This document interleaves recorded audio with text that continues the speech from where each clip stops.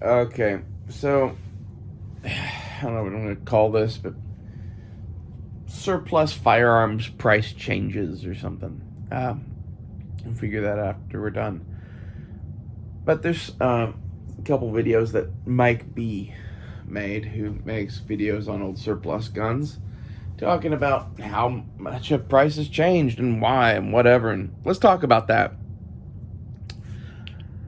I'm not really going to address anything that he said in his videos because basically I only watched half of the first one. Uh, it's more complex than Mike B would give it. Oh.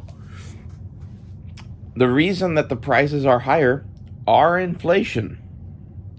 The reason the prices are higher are the collector market expanding. The reason the prices are higher are that they dried up. Like, this is back, 10 years ago. This is why I was buying that shit. At the time, I was figuring I'd have it forever. And that'd be worth a lot of money. And eventually decided that I needed that money to do other shit with. And really didn't need a bunch of old rifles. This is one of the major differences between me and many of y'all is I managed to break myself of fucking addictively buying guns, I guess. It's a good addiction to have, but that's what most of y'all have. It's what you crave and think about because you want more. It's one of those things when you never had enough, you always want more.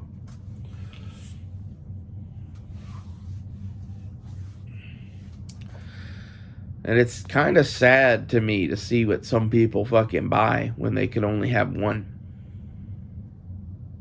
Or they could only have, a handful of guns. Don't get me wrong, I have a bunch of cheap guns, but mine are cool. Cat cam. Here, you can hang out with Church.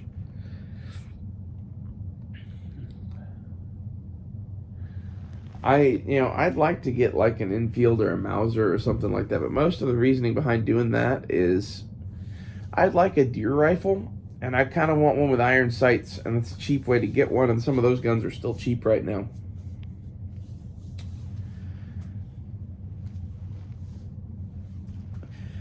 Just in my opinion, inflation has caused more people to enter the firearms collecting market because guns are a thing that you can have as a hedge against inflation.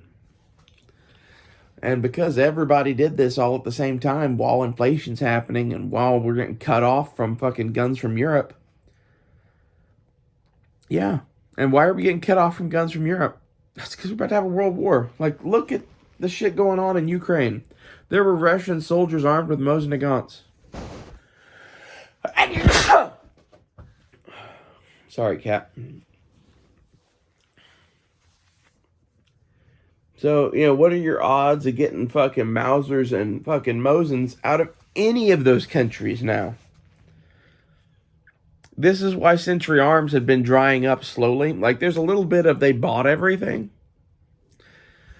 This is partially true. They really did buy a lot of it, but there's still some stocks of shit over there they could be buying. The Russian holding the Mosin Nagant is partially proof of that. It's not like it used to be, but I guarantee you France still has a bunch of bolt actions. I guarantee you there's a couple of those small European countries where there's still caches where they're still holding on to stuff for World War III. I don't know what they're still hanging on to at this point, but they got something still. It's one of those there's a whole bunch of surplus guns from World War II that never made it here. And a whole bunch of them got destroyed, but I bet you there's a fair bit of them still in the weeds of Europe.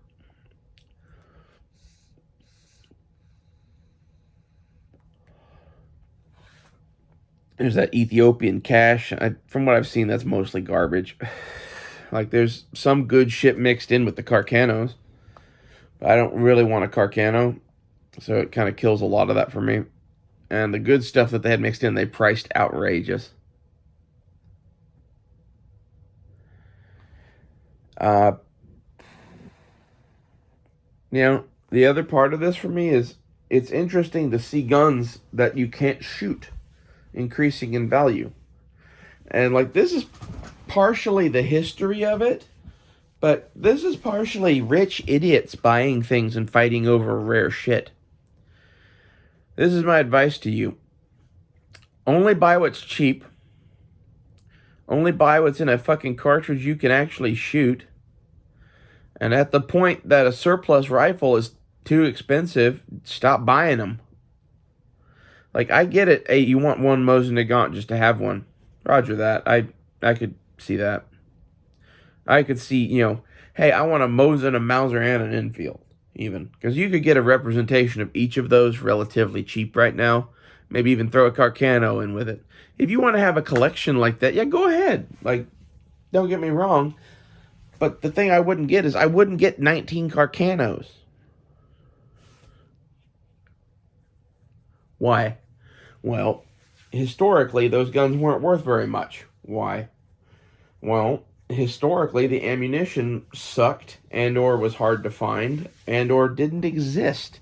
And right now, we're in the didn't exist category. Like, you can get some commercial loads. Okay. I wouldn't. No, man. Like, you should get the 303 Brit and 8 Mauser. I can just go buy. Okay? Especially at a gun show, I can go buy that by the case. Carcano ammo, I would be finding a handful of boxes. And I'd be paying out the ass for them, probably. And this is why no 8 Label. This is why, this is why many things. Like, I shoot things that are in 7.62 by 54R, 8mm Mauser, 303 Brit, 30-06, 7.5 French, 7.5 Swede. Or Swiss. Sorry, I would buy 6.5 Swede. I really like that cartridge. If I could find ammo for it, I might buy it. But it's kind of in the fucking Carcano realm. Like, it's not something you should really buy.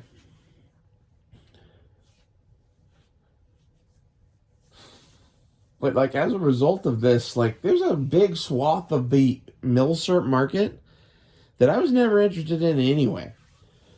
Like, they're cool to go see in a museum. And even, like, if you have one that you really lust after, it might be cool to actually own it. Actually own it and have it and whatever. And, like, I did that with a Browning automatic rifle and a full auto Mac 11 and a lot of other shit, man. Like, I owned a hell of a lot of things that, like, were on my list of shit that I just wanted to own it. And, when you get that, basically, the joy of having a thing fades over time. At least it does for me. Maybe you're different. Maybe you go in your safe and just go, ooh, look at all my treasures or whatever. But that's, you have dragon sickness, man. No offense. This is half of the reason that I have found it difficult to hang with Matt and the boys. Those are a bunch of dragon sickness motherfuckers, and I love them, and I want them to still enjoy their dragon sickness, but it makes it rough to hang out with them. You got a fucking chest full of shiny baubles. You really, the dragon sickness thing is very comparable.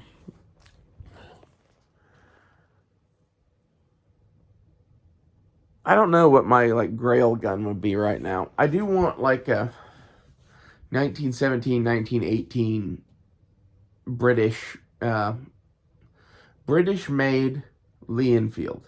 #1 Mark III star.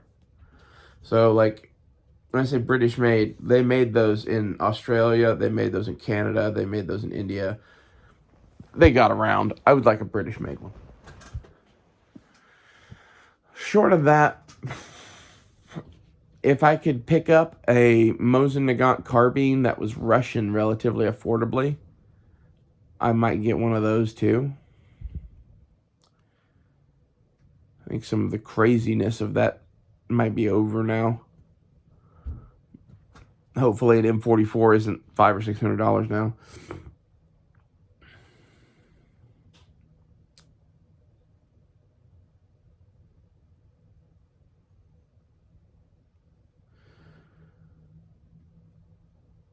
And the other thing I'd like to get, if I'm buying a small collection of milsurps, which I'm kind of thinking about doing, like,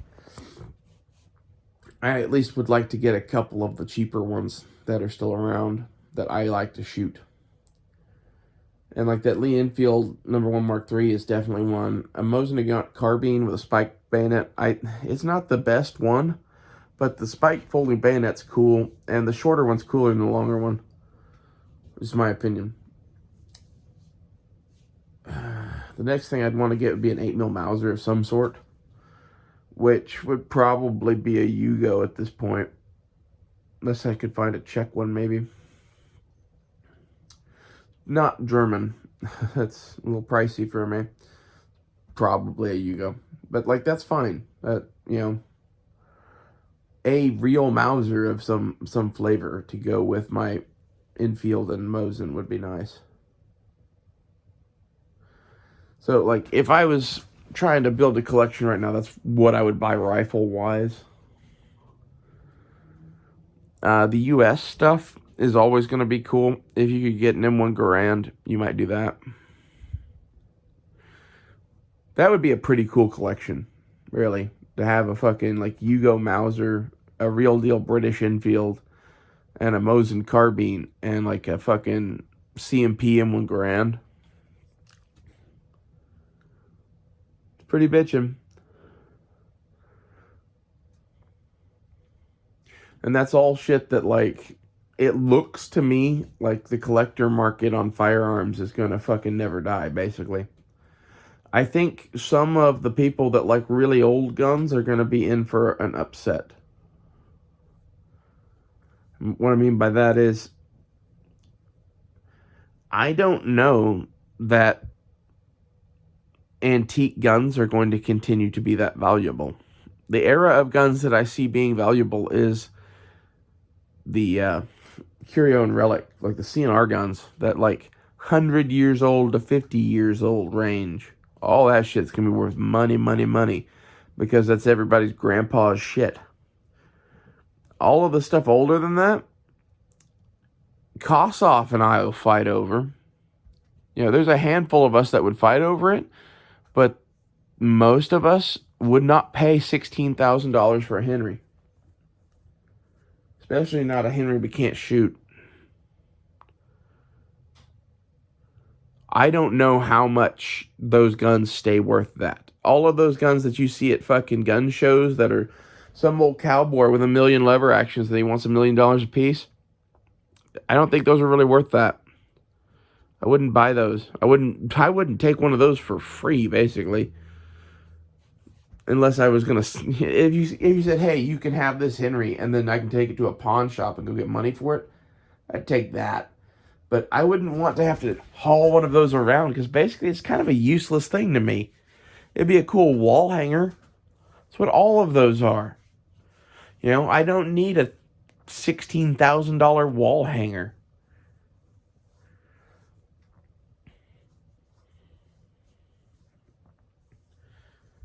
We've gotten this, like, our whole gun community's fucked in the head now because of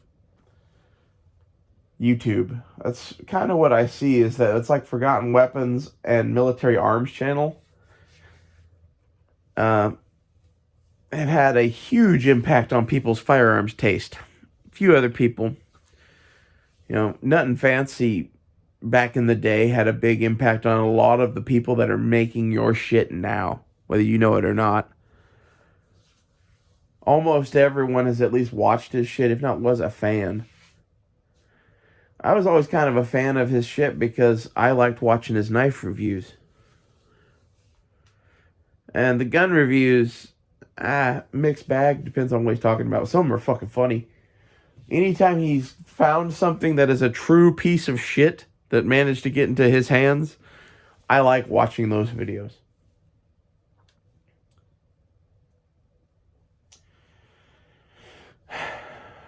My other concern in this, though, is the reason that I don't currently have a big milsurp collection is I don't think the market's going to keep going up. You know, maybe for a while or whatever, but like, I don't know. There's a lot of fucking surplus rifles in this country. And we're going into a period where people are going to be needing money. Do you understand what this is going to do to the value of your guns? If you're holding guns as a financial asset, you should brace yourself. We're going through a very deflationary period for some assets, and guns are going to be one of the things hit. Guns and classic cars and stocks and bonds, and what the Fed is doing, like the Federal Reserve is doing with interest rates and shit, is basically calling in all the cash. And people aren't going to be able to afford as much shit. And as a result, they're going to start selling things they don't need. This is, in a nutshell, why I don't invest in firearms anymore. There's some things worth investing in. Like, I look at guns more as tools for the end of the world now. And like I said, I would like to get one milsurp to add to my rifle bag with the Hawken rifle and the survival shotgun and shit. Like, I don't know why I need those, but I want them. So, you know, eventually we'll do that. I doubt I'll ever fucking get all of those guns. It may just be I go to a gun show and see which I can find cheap. But at the same time, I also really want a Lee Enfield. And that's one of those things that I could probably find pretty easy. Although, it's getting harder and harder to find guns at gun shows without fucking papers. Like, this is kind of my, whole point of going to gun shows is to trade amongst the pirates. Really, all of you people need to start getting fucking tables at gun shows and fucking trading them, whatever. Like, that's going to be a thing that just dies. That's going to be sad. Like, everybody thinks gun shows is being, a bunch of jackasses wanting way too much money for shit. In reality, it's a room full of people that have decided that the federal government doesn't decide who gets guns and who doesn't get guns.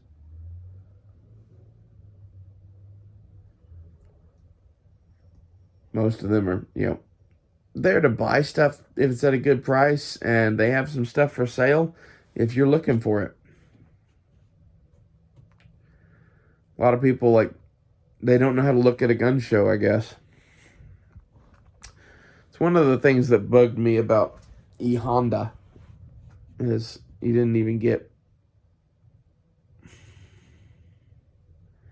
the type of room he was standing in. Like, he went and bought new guns. I don't know. It's one of those things where, like, if you're going to obey the law, yeah, being from another state kind of kills the whole thing, doesn't it? I guess. My thing is, any of these states that these people were from were touching Oklahoma. That means that you can fucking deal in long guns. Just don't do handguns. You're welcome. Most of the guns that I think are worth fucking finding in there are fucking long guns anyway. There are a bunch of handguns too. But the cool, rare shit that I'd be wanting isn't fucking handguns usually. That's one of those, like, handgun collectors get fucking pricey with their shit quickly. Basically, there's like a few cheap Russian pistols, and then there's $2,000 guns. As far as, a collectible military thing goes. You have the Nagant revolvers, and the Tokarevs, and the fucking Makarovs. And then, like, you had the Walther P1s that were pretty cheap. There's a handful of guns that, I would be interested in. But, I've owned a $2,000 Luger. I've owned a few $2,000 1911s. Like, Like, go buy a Rock Island.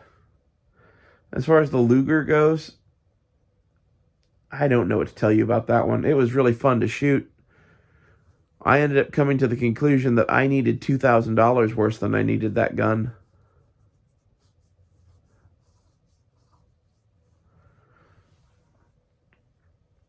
I don't know. I should have kept that one. Like, that was one that, like, if you were going to own one gun, it would be kind of cool to own a Luger. There's like this, I have this romantic notion of just owning one really nice pistol and keeping it in a case on like a desk. But I know me, and I like having too many guns. Like, this is where, like, I was telling you before that y'all are a bunch of addicts. I am too, and now you guys are fucking tempting me back into it. Now I want to go buy a Luger. I want to buy a Luger and have, like, a cigar behind a desk with a Luger on it. Well, I hope this helped explain the collector's market to some of y'all. This is kind of how I see it, though. Try to get the stuff that you really want. I would avoid buying stuff just for the historical factor or the fucking money factor. I think basically the situation that we are in, you're going to see some shit from like the 1700s being sold for pennies on the dollar at some point. We'll see. I would buy food. I'd buy food and a, modern rifle. See you guys later.